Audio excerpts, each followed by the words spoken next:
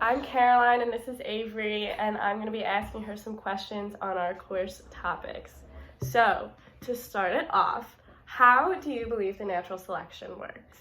I think it works by an organism having some trait that's either favorable or unfavorable, and if it's favorable, then it gets passed on, and those people who have that trait survive, and then if it's unfavorable, the people who have it are not able to survive, so they aren't able to pass it on to their future children.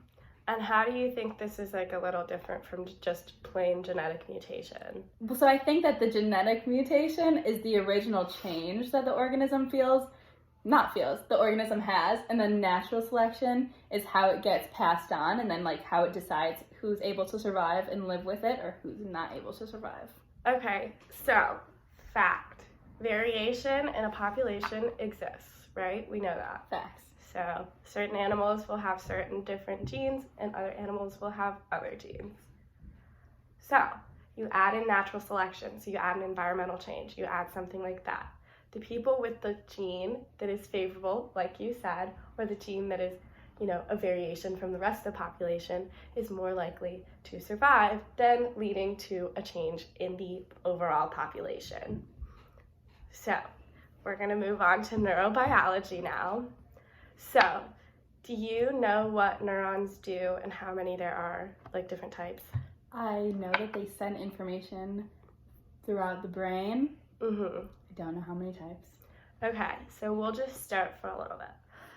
There's afferent neurons, which allows for us to sense and perceive changes in the environment, not just us, but other animals too. And then there's efferent, which allows for a response to said change in the environment. And then there's interneurons, which signal from one neuron to another. So that's more of what you were saying with they send messages to one another and work together.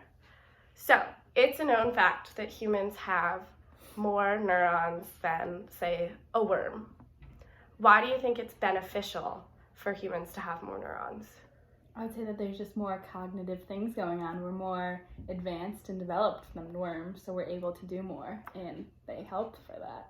So if we think about like an environmental change like we talked about in the natural selection section, we're thinking more like adaptive responses to said environmental changes that would bring on a change in the population over time. So when it comes to a worm, like a worm can sense a predator coming, but it's not necessarily going to be able to survive through other changes within the environment and within their life cycles.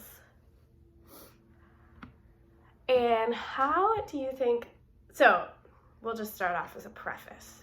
The nervous system is broken down into two parts. There's the central nervous system and the other one. And then this one is broken down into other parts too. So it's super complicated. But the central nervous system deals with the spinal cord and the brain, and then the other nervous system kind of deals with everything else. So how do you think the breakdown of the nervous system benefits humans? I think it just allows us to do more, and if anything, multitask, because you can have different things going on in different sections of the neurosystem at the same time. So humans have one of the most complicated nervous systems of the organisms on Earth, and because we have such a complicated nervous system breakdown, it allows us to perform cognitively difficult tasks, which say, again, our example, a worm could not perform. So we're going to move on to neurochemical basis of emotion. Okay, my favorite topic, love. What do you think happens to the brain when someone's in love? I think that their dopamine increases. I think that they're just happier, like good things are going on. So I'm going to show you a picture of a brain. And I just wanted to know if you could kind of tell me what you think is going on here.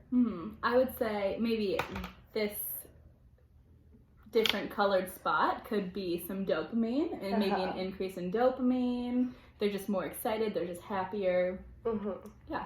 Okay, so this woman called Helen Fisher did an experiment where she took so many couples who were claimed to be madly in love, and she did brain scans of them and would show them a picture of their lover, and it would light up the dopamine like production center in the brain, like a Christmas tree, like super bright. And it would also light up the prefrontal cortex, which is where we like receive these emotions and feel these emotions. And speaking of this, do you think animal emotions work in relation to what we discussed with the neurobiology of humans and animals? Definitely. I think that animals can have times where they do have an increase in dopamine and they're happier, or they can have a less dopamine and be sad. Like, I think that they experience emotions similarly to how we do. Do you think animals experience grief? I do.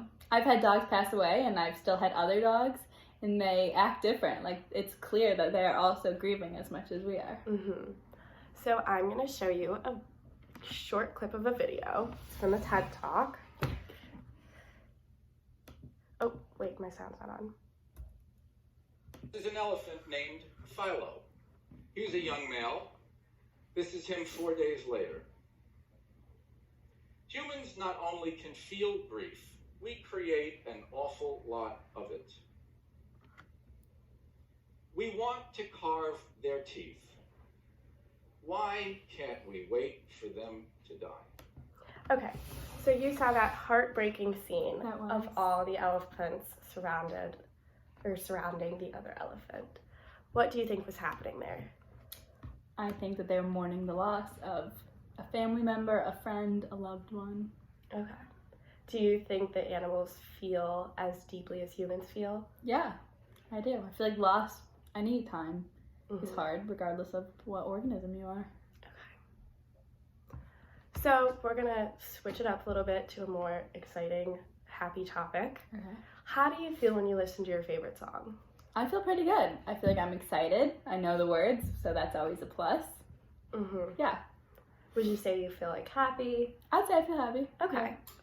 And after discussing neurobiology, as well as how love affects the human brain, how do you think music affects your brain? I would say that it probably increases dopamine. It probably decreases like stress hormones, anxiety hormones. I think it just like makes you feel good and is calming. Okay. Thanks, Avery. Welcome, Caroline.